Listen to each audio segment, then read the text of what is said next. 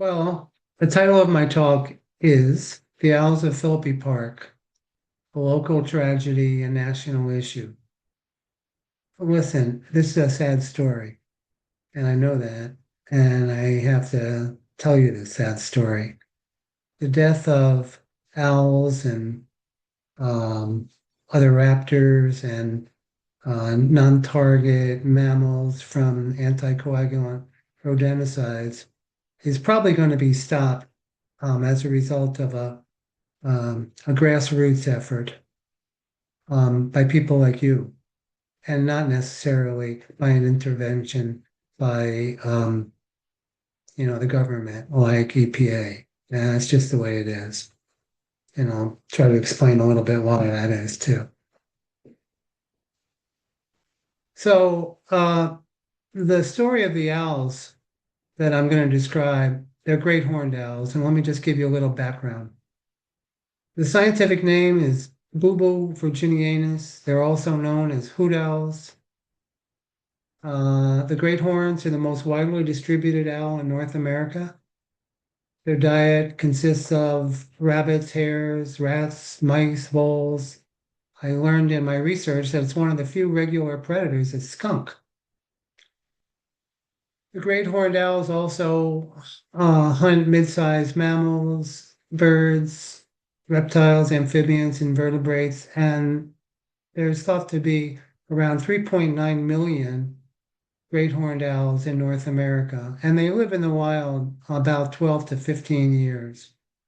Just for comparison, there's roughly 3.5 million barred owls, and just based on the owls in Florida, there are about 700,000 eastern screech owls. I'm sorry, the eastern screech owl is an owl that we have in Florida, but in North America is about 680,000. There's 3 to 10,000 burrowing owls, and there's like 140,000. What's the other barn owl, which across the country. So those are our owls in Florida. Philippi Park is a nice park in Safety Harbor, Florida, and it's located as shown on the map. It's on the western side of Florida, maybe a half hour um, from the Gulf of Mexico. This photograph that I took is a photograph of the male owl that affectionately we named Oliver, and he nested in the park for 8 years. During that time, he had two mates. Emily was his most recent mate. She was his mate for 2 years prior to her demise. So here are photographs of uh, Oliver on the left and Emily on the right. They're very handsome owls, and in my opinion, particularly Oliver, I've never seen a more handsome specimen of a great horned owl than Oliver. Here's a photo of Oliver in the early morning, checking out what was going on. I want to tell you these are relatively famous owls. They're known all over Florida. This family of owls, or at least the Oliver in particular. And photographers would come from all over Florida to photograph Oliver's owl families. They would come down from Canada and come to Philippi Park. And in fact, interestingly, Linda, my wife, and I have friends from the UK that added Philippi Park to their itinerary just to be able to photograph these wonderful owls. And so they nested in an old oak tree on the margin of a parking lot in Philippine Park that was between two shelters. So we would have lots of people. In fact, sometimes in the evenings, particularly to see photograph either with, high-powered telephoto lenses or cell phones, we might have 60, 80, upwards of 100 people that would come to see these owls by sunset. Here's a photograph of the three owlets from 2022. Obviously, owlets are very cute and lovable. So, what happened to the owls in Philippi Park? Well, Emily had three owlets in early January of 2022, and we called them Huey, Dewey, and Louie, after the nephews of Donald Duck. I'm not sure why there's a need to name the owls, but in its own way, it was nice to personalize them. Well, it turns out that Dewey was larger than Huey and Louie. And after a while, we realized that Dewey was probably a female because the female great horned owls are about a third larger than the males. So Dewey became Daisy. Huey died on March 4th, 2022. Emily, the mom, died 3 days later on March 7th.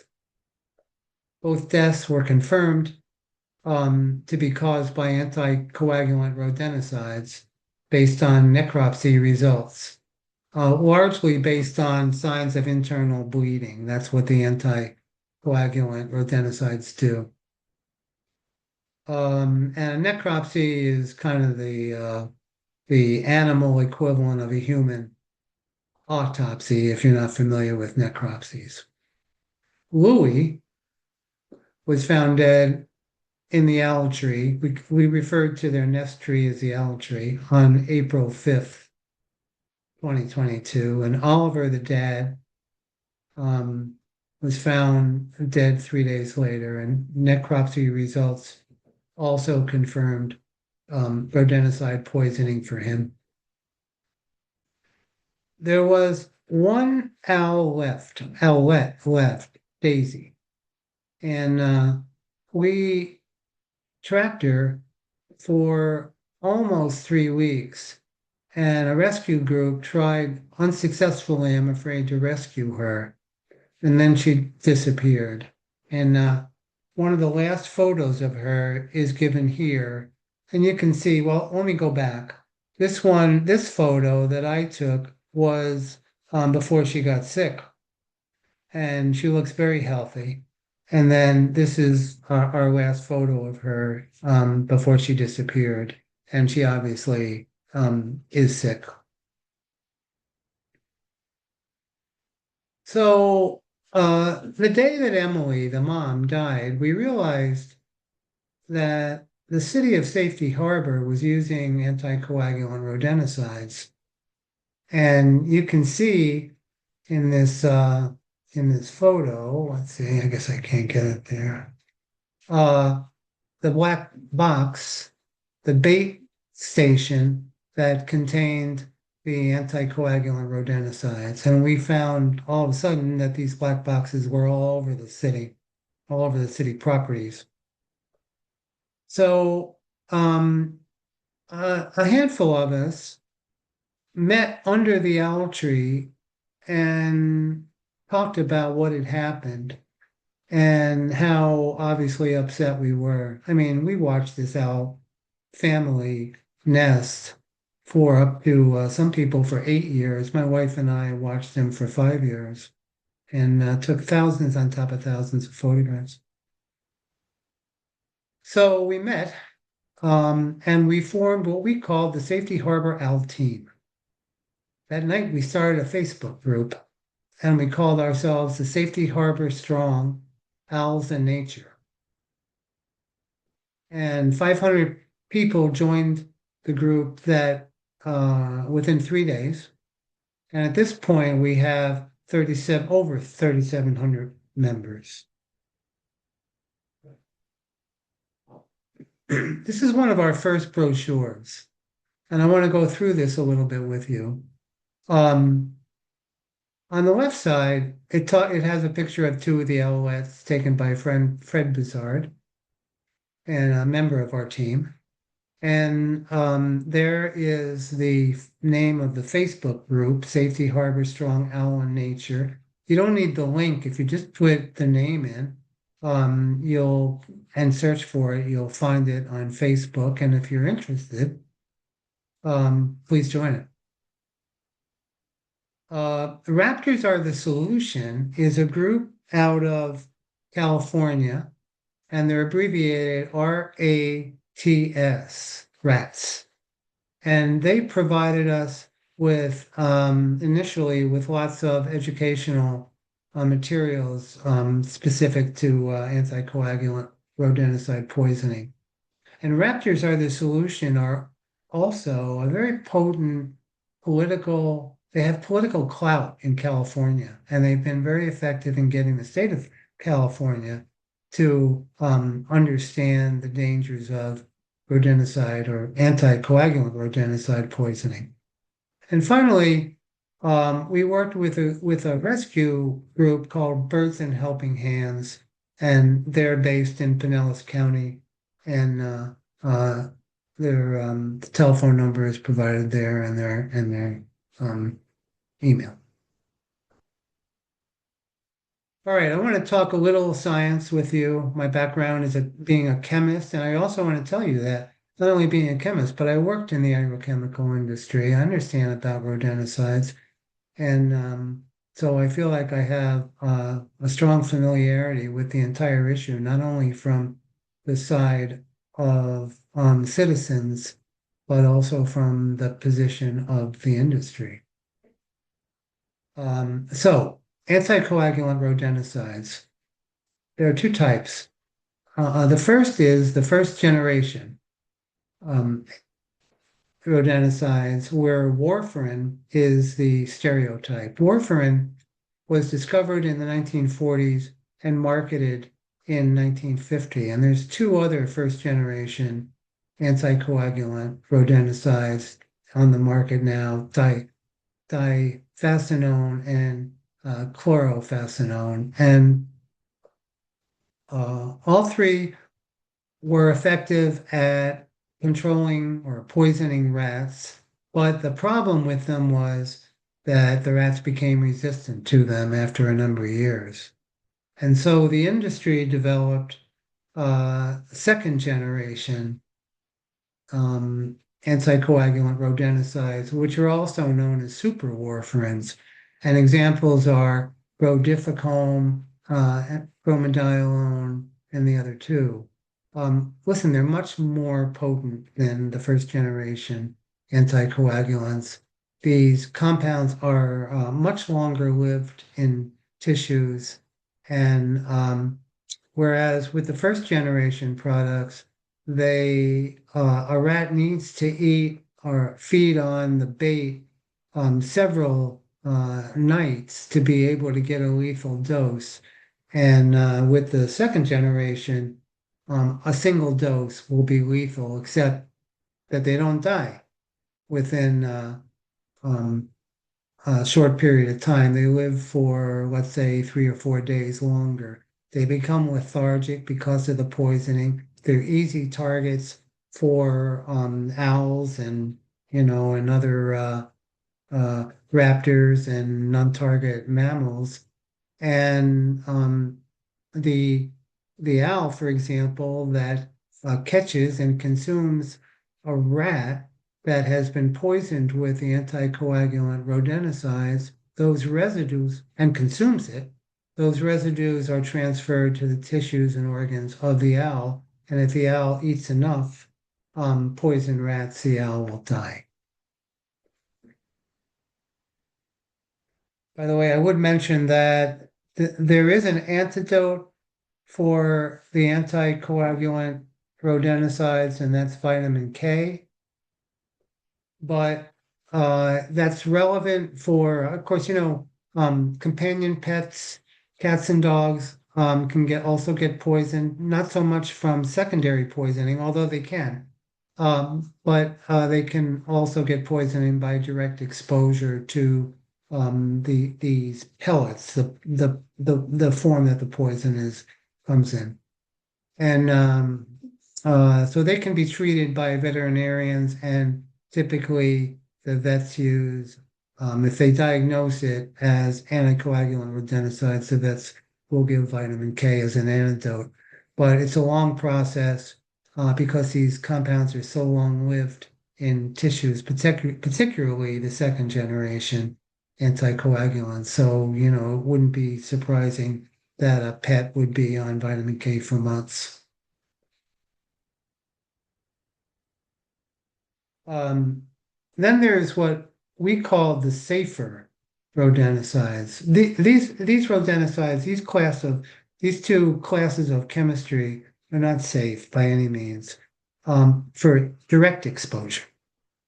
But for secondary exposure, um, for both of them, there's no real definitive evidence that they're lethal to non-target organisms. And that's why we decided that there would be some people that would feel that they had to use chemicals to control their rat problems. And if they were going to use them, we felt that these two chemicals would be uh, better choices than the anticoagulants. So bromethalin, being the first one, is a neurotoxin. It uncouples oxidative phosphorylation, which is a basic metabolic process to generate energy in the cells. It damages the central nervous system.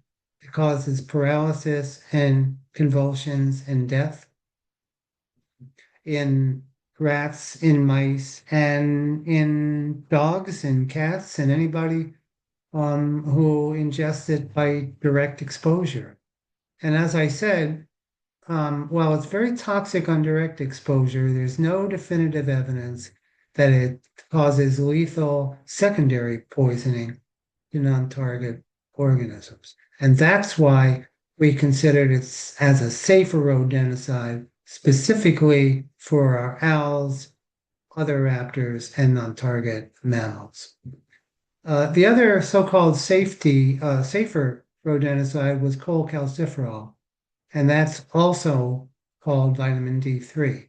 And this is very interesting to me because it's very toxic compound. It disrupts the calcium and phosphorus balances in the body and leads to elevated levels in the blood.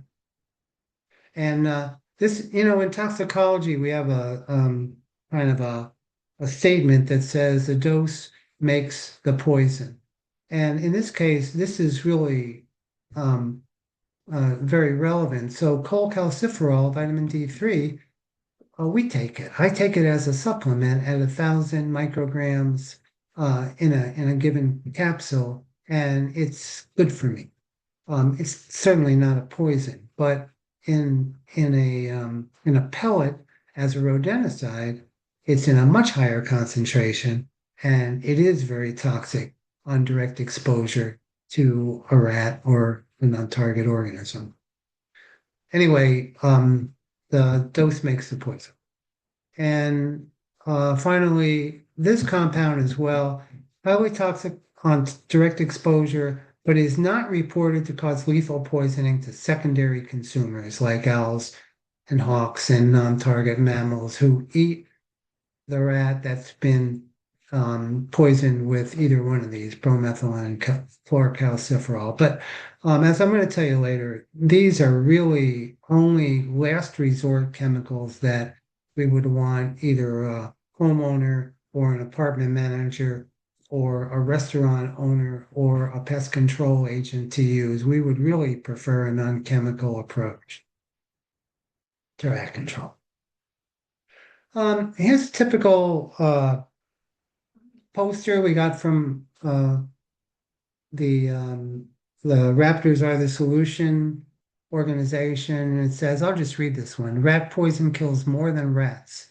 Poison rats are weakened and come out of the poison bait boxes or their burrows once poisoned looking for water. When predators such as owls, hawks, foxes, or even cats and dogs eat these poisoned rats, they too can be poisoned, and I would add, they too can die from it. So, going back to the event with our Philippi Park owls, the city of Safety Harbor mailed our brochure to every resident of the city at the time as a utility bill insert. The mayor of Safety Harbor, through his social media, commented on the risks of poisoning wildlife and pets and asked everyone to stop using anticoagulant rodenticides. The issue of the rodenticides was the cover article on the quarterly Safety Harbor magazine, and the story of the poisoning of the Philippi Park owls was featured in a variety of publications, including the Tampa Bay Times, um, uh, a magazine called Patch, The Deacon, Dunedin Living, and other publications. And the story of our owls was on TV, on Channel 3, on Channel 8, and on Fox News. So we got a fair amount of media attention, which is what we wanted. But because we wanted to get the message out about how dangerous these chemicals were to our wildlife. Here's some examples. This is Farrell Thomas. She was at the time a volunteer rescuer with Birds and Helping Hands in Pinellas County, and she's holding a dead Oliver for a newspaper article that appeared in the Tampa Bay Times on April 8th, 2022. And it was a front page Sunday article that I think it spanned like 2 full pages. And we got a lot of publicity from the Tampa Bay Times. And then this is the one on the right is an article that was published rather by Patch. And that one went national, and we got national attention for this situation, this tragedy that occurred with our owls in Philippi Park. So the Safety Harbor Owl team developed the idea of providing a certificate of recognition to either restaurant owners or apartment owners or pest control companies if they agreed to stop using anticoagulant rodenticides. And one of our sub-teams of our group contacted pest control companies and asked them not to use anticoagulants. If they agreed with that and said, okay, we presented them with this certificate, considered them community heroes, and gave them lots of good publicity on our Facebook page. So for them, it led to more business, as long as they were going to be more protective of our wildlife. Here's an example of the certificate. And this was a photograph taken by my wife, Linda. On the left, the owl is Huey, and on the right is Emily. So so here's a photograph that I took of Emily, and I think that's Huey, and you can see the owl. And I called it the deadly meal, representative of what happened to our owl family. And in fact, both of these owls were dead, I believe, within 3 or 4 days after I took the photograph. So a number of scientific studies have found these anticoagulant rodenticides in a wide variety of wildlife, including owls, at a very high percentage. So if you looked at the percent of red-tailed hawks or great horned owls and looked for rodenticides at some level, you would find a very high concentration, upwards of 90%. Let's see. Rat poison leads to a painful death for all animals who are exposed to it, whether they consume the poison directly or eat the flesh of a poisoned animal.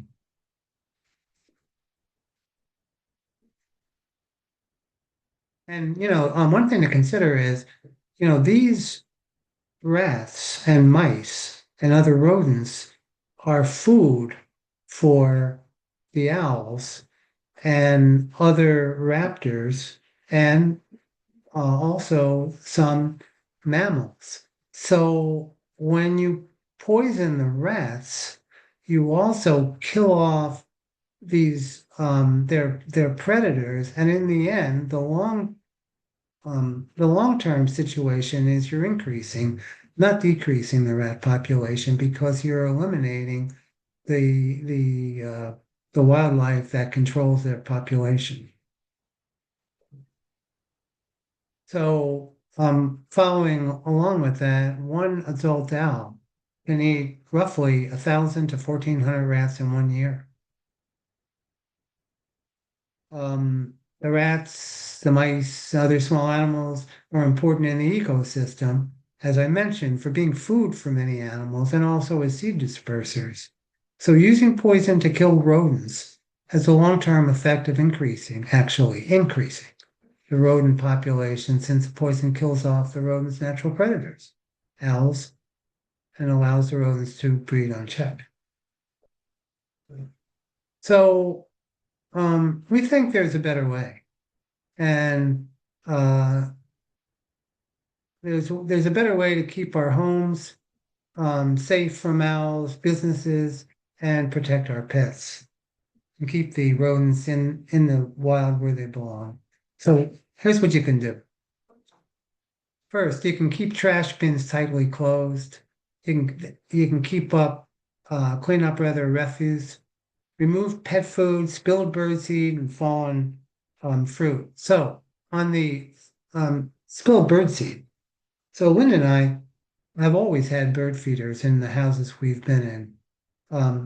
So I remember in our townhouse in Carrollwood, we had a couple of bird feeders, and we would sit out on the lanai and watch them at night and watch the birds come to them. So here's the scenario: the red-bellied woodpecker comes to the feeder and he takes a seed, but he doesn't like that seed, so he throws it on the ground. He goes in and gets another seed, throws it on the ground.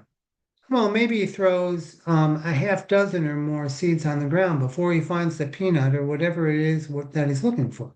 Well, those seeds on the ground, sure, they attract ground feeders like mourning doves and brown thrashers, but they also attract rats. And it caused us to have a rat problem, and we had to deal with it using traps. And in our current house, because they've had a history of rat issues in the attic, we no longer have bird feeders because we can't really figure out a way to effectively and conveniently prevent seeds from getting on the ground and then being food for rats. So all of this that I'm mentioning would be preventive type approaches. Now there's also exclusion. So sealing cracks and crevices leading into your home is an exclusion method to keep rats out of your home. You can use 1/4 inch metal mesh to block entry points. You can trim foliage and tree limbs at least 2 feet away from the sides and roofs of houses. You can buy an owl box. They sell Eastern screech owl boxes. They sell barred owl boxes. I don't think they may sell great horn boxes, but great horns, I don't know if a great horn would use a box. They like a different kind of nest. But anyway, if you have an Eastern screech owl, for example, and a box rather, and you're lucky enough to get a male and female that like it and raise a family in that box, they're gonna go after rats and mice, and the same thing for barred owls. So we would certainly encourage owl boxes. Ultrasonic devices, I don't know how effective they are, but you can buy them. Repellents, such as peppermint oil or eucalyptus oil, are good, except they only last about 30 days. We have a camper up in New Hampshire. We go up in mid-May and come back in early November. But for 7 months, nobody's in there. So before we leave these, peppermint oil packets or eucalyptus oil, but we also leave dryer sheets. The peppermint oil lasts about 30 days, but the dryer sheets, we come back after 7 months, we can really still detect the fragrance of the dryer sheet, and we don't have any evidence for rats or mice. All right. So if you need to hire a professional, a pest control person, an exterminator, hire one who does not use anticoagulant rodenticides and is trained in the use of integrated pest management, IPM, which IPM is comprised of many of the things that I've just talked about, non-chemical, different kinds of approaches together that can rodent-proof your home. So here's a strategic triangle that I've talked about a little bit of this. The bottom, the base of the triangle is basically exclusion techniques. Above that is preventative kinds of measures you can take. Then you have your snap traps, zap traps, and A24 units. These are good, particularly if your rat problem is in say, the attic. If it's on a ground floor, you got to be careful that your dog or your cat or your child or any kind of other animals that might have access to it can't get to it, which sometimes is challenging. I've talked about repellents. There's a product called Rat X that you can buy. It's comprised of corn, gluten meal, and sodium chloride. The rat apparently, supposedly, will eat this and then not realize it's thirsty and actually die from dehydration. I read some reviews of Rat X, and I have to admit their reviews are mixed. So I don't know, but if you've used it and you can try it, go for it. I talked about the use of, as really as a last resort, these so-called safety chemicals like safer rodenticides, bromethylene and cholecalciferol. But from my position, even after working in the chemical industry, I would really prefer we use non-chemical solutions for this, for rat control. And then there's ContraPest, which is an interesting product. This is birth control for rats. You can buy this from Amazon. This will, after a period, I think, of 4 to 6 weeks, it'll make the rats infertile, both male and female, and will dramatically reduce the population of rats. It's been tested in cities like San Francisco and Washington, D.C., and apparently it's been shown to reduce the rat population by up to 90%. My only concern with this is that when an owl consumes a rat, catches and consumes a rat who's had contrapests, is the birth control aspect, the infertility, also transferred to the owl? And nobody yet has convinced me that it isn't. So I recommend this with some, concern. And then finally, at the top of the triangle are the anticoagulants there in red, anticoagulant rodenticides, and we don't want you to use these products. So what's the current situation in Philippi Park? Well, interestingly, in I think it was late November of 2022, only a few months after Oliver's family died from the rodenticides, we had two more great horned owls. They were named, of course, we name all the owls, Odie on the left and Dory on the right. And it's interesting to think, and some people really think this is true, that Dory could be our Daisy, who recovered from the anticoagulant rodenticide poisoning as an owlet, maybe flew over to Clearwater, which is only a couple of miles away. You know, I mentioned she disappeared. Maybe she went to Clearwater and was adopted by a great horned owl family there. There is one and came back to Philippi Park as an adult, and ultimately, um, teamed up with uh, Odie, and the next year nested in that same owl tree. And maybe it was familiar to her. Maybe she knew about it. You know, it's speculation. We'll never be able to prove it. But Dory might be Daisy, and that would be a nice feel-good story if it were true. Okay, Dory on the Nest. This was 2023, 2024. No, 2023. So there's Dory. There's Dory with her owlet, keeping a very close eye. There's the owlet. There's the owlet again with Dory.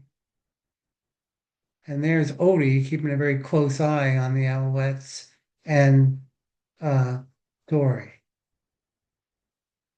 So in 2023, they had two owlets, but both didn't survive to fledge.